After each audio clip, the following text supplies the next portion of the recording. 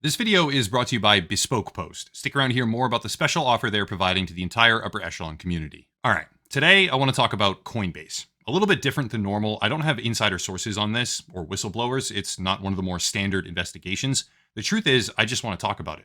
Also, I have an indie spotlight coming for a game named War Tales because it's unbelievably good. I feel like a kid again. I'm waiting for every single opportunity I can possibly find to play it, and I miss video games. That'll come later down the line. Let's begin. Trading under the ticker of Coin, Coinbase is one of the most enigmatic companies I've ever seen, and is now going toe-to-toe with the SEC over a lack of crypto security guidance. The topic is swirling across social media, or at least it was when I initially started looking at all this, and the platform is positioning itself as the mainstream savior of crypto, capable of providing case law and clarifying, in big air quotes, the world of crypto in the United States. In theory, that's fine, but I don't think it's quite so simple. The information I've seen makes me highly skeptical, and I find myself more of the opinion that Coinbase knows it's going to lose, doesn't really even want crypto regulation, and is doing this as a smokescreen. Why? I have no idea, but let's take a closer look. Coinbase is obviously a crypto exchange. Not the largest crypto exchange by volume, but certainly very significant. Founded in 2012 by a man named Brian Armstrong, Coinbase experienced explosive growth and venture capital interest right out the gate. $5 million in 2013, the largest venture capital sign-on for a Bitcoin startup at the time, led by Union Square Ventures, turned into $25 million the following year, with Andreessen Horowitz leading the round. All signs pointed to explosive growth, but the money didn't stop there. In 2015, the company accomplished a $75 million investment round led by Draper Fisher Jurvetson, establishing yet another industry record at the time. And I'll spare everyone a 30-minute technical rundown of how the business changed or grew or operated or what features they launched because no one cares. But the important thing to know is that Coinbase was becoming a household name. It was the paragon, the gold standard, and the unassailable white knight of crypto. Not a bad position to be in. Massive partnerships such as PayPal, Overstock, Dell, Time, Stripe, Dish Network, and more paved the way for widespread adoption of the Coinbase platform, with original incorporation during 2012 and a holding company established in Delaware during 2014. But the most important landmark to focus on is the IPO, the initial public offering. February 25th, 2021, Coinbase files with the Securities and Exchange Commission, the SEC, to publicly list the company under the ticker Coin. This is a big moment for them. Elation, success, fame, and fortune. Publicly listing allowed them to revel in the success of traditional financial markets. Hell, even Jim Cramer was on board, saying, quote, "We like Coinbase to $475. A colossal sum, by the way. Truth be told, the company seemed to deserve the title of crypto savior, with everything running in their favor. But as is true with every single market in all of human history, what goes up must come down. All right, before going further, let's talk about today's video sponsor, which is, once again, Bespoke Post.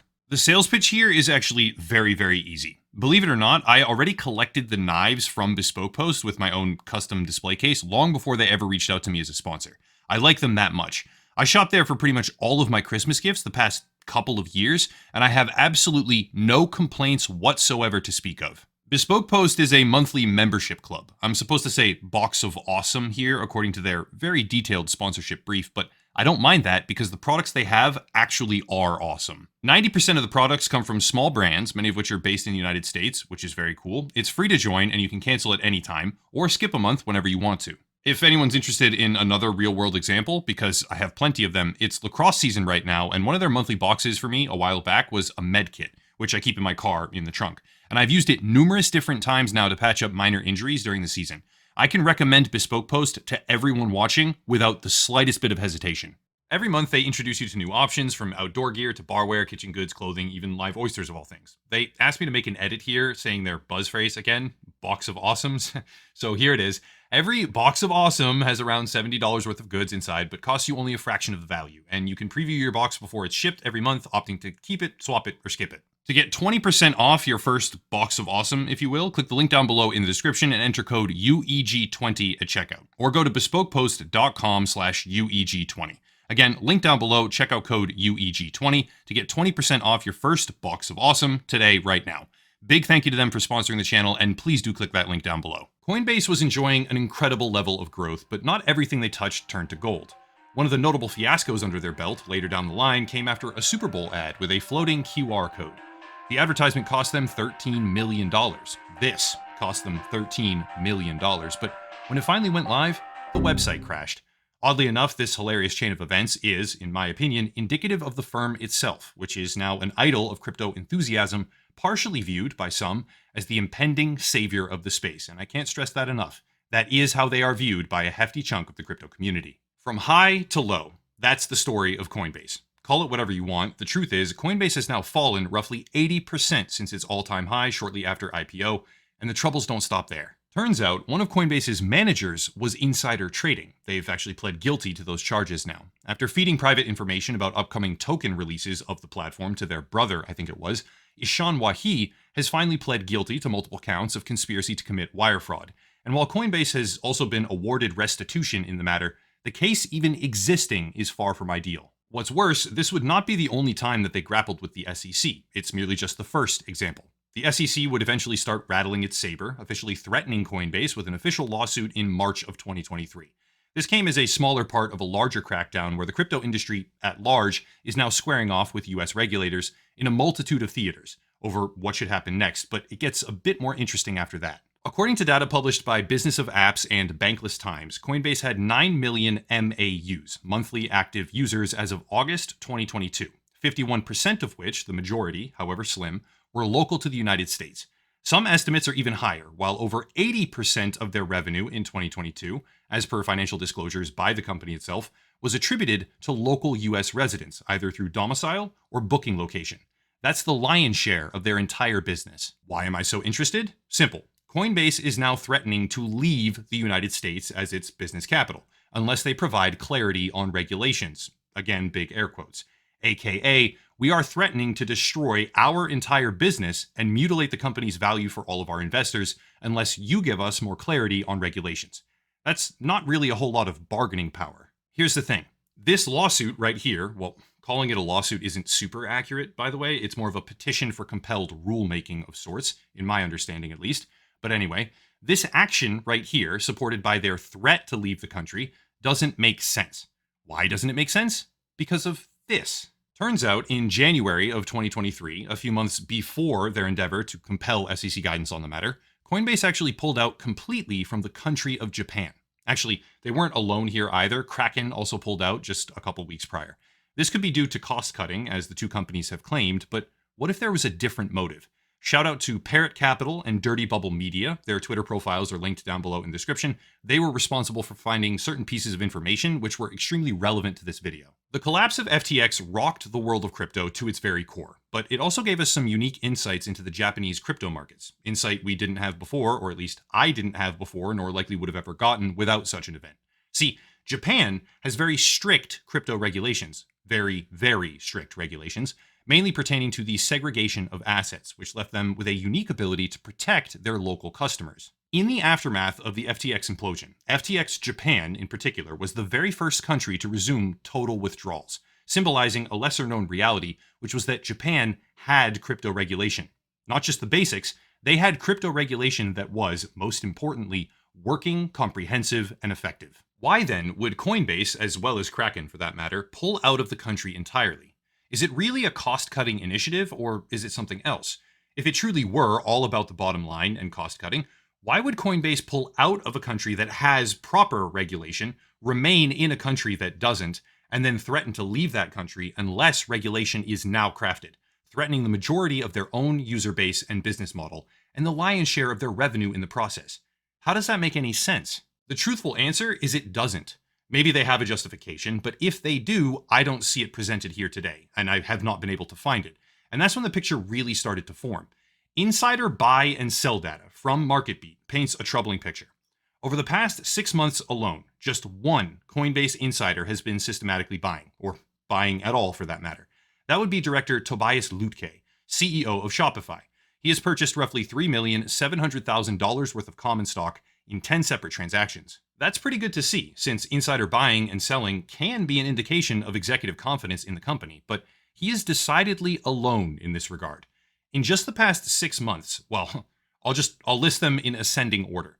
From December 2022 to May 2023, roughly the period of time where Coinbase has been butting heads with the SEC most viciously, the following transactions took place. $100,000 worth of selling by insider Paul Grebel, $500,000 worth of insider selling by CAO Jennifer N. Jones, $10.7 million of stock sold off by CFO Alicia J. Haas, and the kicker here, $17.3 million in what appears to be exclusively sell-side activity from CEO Brian Armstrong. Here's where I feel like I have to ask a question. If you are the CEO of a company, why are you pulling out of a country that has regulatory clarity while demanding regulatory clarity from the country where 80% of your revenue and 51% of your customers are, only to then threaten withdrawal from that country as well? Why is it that the CEO of a company that has already lost roughly 83% of its public share price since launch in a short span of time, relatively speaking, is offloading close to $20 million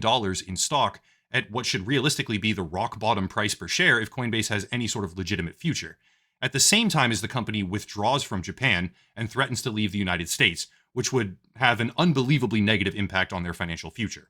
Does he lack confidence in the direction of regulatory efforts? Does he know something we don't?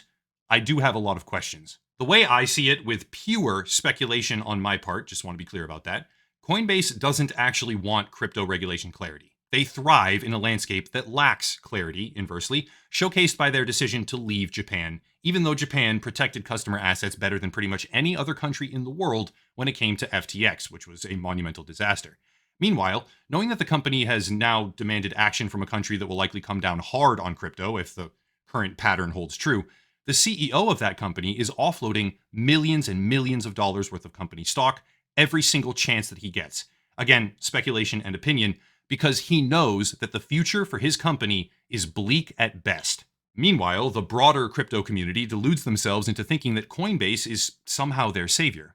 I don't see how that could ever be possible, but hey, at the end of the day, I just wanted to look at all this, and I wanted to talk about it. My opinion here is that Coinbase is high and dry, picking a fight they cannot and likely will not win. They demonstrated their true intentions perfectly as they withdrew from a market that realistically should be their target location if they actually are seeking regulatory clarity, in big air quotes, that protects customer assets. And they are now seemingly threatening to destroy themselves in the process if the SEC doesn't craft favorable regulation for them. Regulation in name only, that is, which allows them to persist in a, relatively speaking, compared to certain other jurisdictions, unregulated environment. Which is why the CEO is offloading every single share he possibly can onto future bag holders. That's about it. My opinion is that Coinbase is kind of like the Titanic. Regulation is, in effect, the iceberg, and by having such an extreme concentration of user capital in the United States alone, and refusing to diversify jurisdictions, because that is what they are doing by withdrawing from Japan or something like that, they're refusing to diversify, even when those jurisdictions have the clarity that they pretend to want, they have not turned the wheel fast enough, or turned the helm, or avoided the iceberg, and thus they're about to hit it. I could be wrong. I guess I kind of hope I'm wrong, because people losing money in the current climate is obviously extremely unfortunate no matter how it happens or when, but right now, with the data I have and the opinions I've formed, I don't believe that to be the case. One final thing. For everyone who watches the videos fully to the end, first of all, I appreciate that. Thank you. But also, I've done something new here that I will be making kind of a staple on the channel. Somewhere in this video, for one frame, one individual frame, there is a hidden message. That message contains a code. That code is disguised so as not to be scrapable by AI or anything like that, and worth $250 on Amazon. Sponsors make it possible for me to do this. The money they give me is the reason I can hire more team members and build the channel further. My ad revenue, just to be completely honest with everyone here, is basically garbage at this point and simply not sustainable.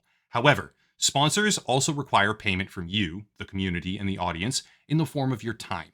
As a result, I'll be attaching hidden subliminal frames with claimable cash, some of the cash the sponsors give me, basically, in every video that has one. This demo, the first time I've tried it, is courtesy of Bespoke Post this time. I know this is a long explanation, I apologize for that, but it's kind of important. If you find the subliminal frame, the money is yours. I'll make these harder and harder to spot as time goes on. I'll put them in all different parts of the video. There's no telling if it's the first 3 seconds, the last 3 seconds, or anywhere in the middle. We may even have a custom decryptor and make a whole puzzle out of this if people are interested enough. They'll vary in amount based on the money I get from the sponsor, usually kind of proportional. And I will also benefit, right? Me in particular as a creator will massively benefit from this because hopefully quite a few people will pay attention to the content and watch closely, looking for that frame right when the video comes out, which means watch time, initial views. Basically, I'm trying to game the algorithm. And if it doesn't work, or if it's obnoxious and nobody wants to deal with it, I'll be taking the community feedback, and I can certainly adjust or discontinue the program based on said feedback. But this was something I came up with kind of late at night, and I really, really wanted to try it. That really is it. If you want to support, there are links down below: merch, social media, sponsor, etc. But I'll cut it there and stop rambling. As always, thank you all for watching, and have a nice night. Also, one final thing. If you are the first to find the frame, please do make a post about it on social media, tagging Upper Echelon, or just writing the words Upper Echelon. I don't know. You don't have to. It's not required, but I would appreciate it if you did. That being said, you already watched the entire video closely enough to find it, so that's enough support from you. Thank you.